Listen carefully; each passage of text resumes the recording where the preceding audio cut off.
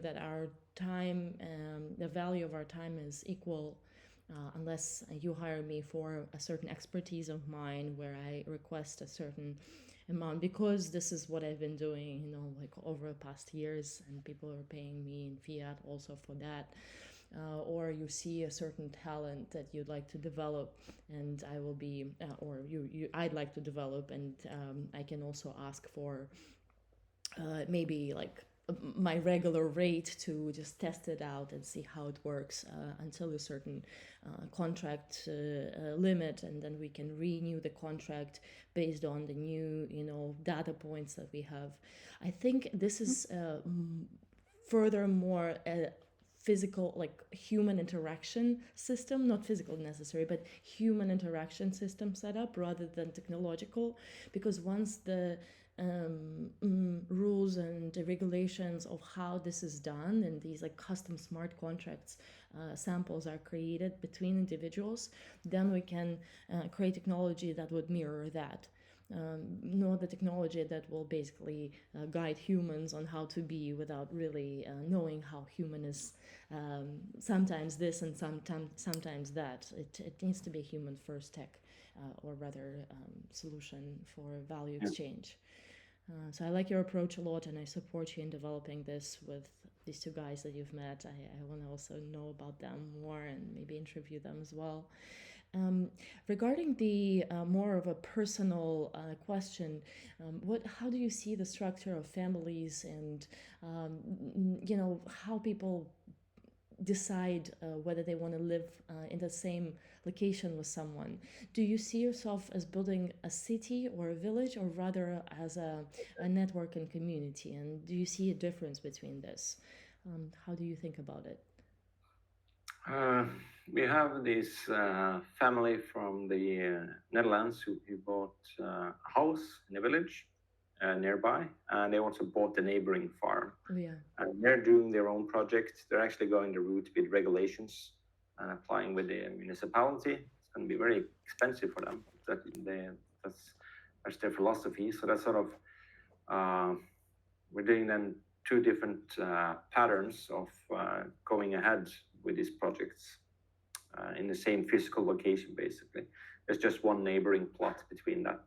In total, we now have more than 400 hectares of land. That's fairly big. There's a lot of opportunities to expand. Um, but in terms of I think attracting families is super important. One of the main thing we always knew that was important for Liberstad is create business opportunities in the city, so people can work there and have their job there. But we don't have any external investments into Liberstad at all so far. The only sort of is the sale of the individual cabin plots. That's the only sort of external, and then it's our own savings and other things. Nice, I see. We're selling firewood and getting some money for that And externally. beer? Beer is only sold for members. Got it. Nice. It's not imported. So That's that's also a limiting factor right now. Is like we can't really export, at least not until we in the future, where you potentially had some trade agreement between Liberstad and Norway. I That would be see. nice. Interesting. That's how way you see it. Yeah. Between Liberstad and Norway, trade agreements. Yes. Okay, I'll ponder on that. I Yeah. really enjoyed the second to last question. We're almost done. Yeah. This is an interesting one because you've mentioned an emergency room, a hospital, basically, from what I'm hearing. And again, a lot of people that I'm speaking within this community, we're not speaking about healthcare. What's your take on healthcare? How much we need to provide as creators of such spaces? How much we can outsource it from the countries that we're currently based in? Yeah. There's two things, multiple things here. There's one of them. Me and John discussed this because you have people living in Liberstad, and it's fairly obvious that a few of them is sort of thinking properly about their own health, personal health, and it's also not evident that they're thinking too much into the future and planning for potential health issues in the future. Some of them living there is Norwegian citizens. So I think they just think I'll just go to the government eventually. And then another aspect is a lot of the people looking at Liberstad and where we say we want to be free, and the first response we get from Norwegian is like, oh, then you're not going to get government healthcare. And the thing is, like, I'm still paying taxes in Norway, and other people are paying taxes. It's like, of course, people should be able to use the public services in Norway as long as they're paying taxes and whatever. And if you are not paying any taxes to Norway, you should still be treated like you would be like a tourist or a visitor, right? There shouldn't be any difference in that manner. But obviously, we wanted to take care of at least some healthcare internally ourselves.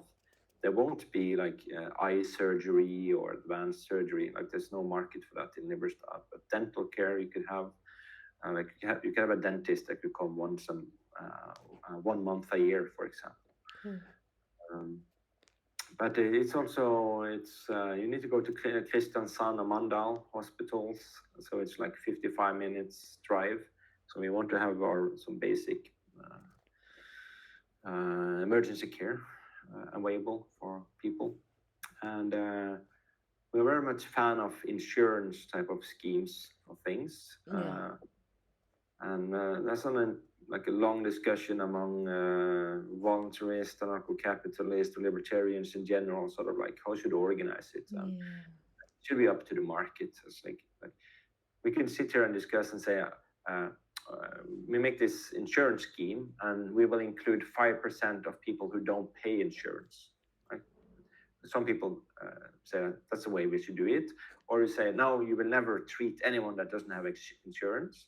Or you'll treat them for a payment when an incident happens. Right. It's very hard to a priori decide how the rules are.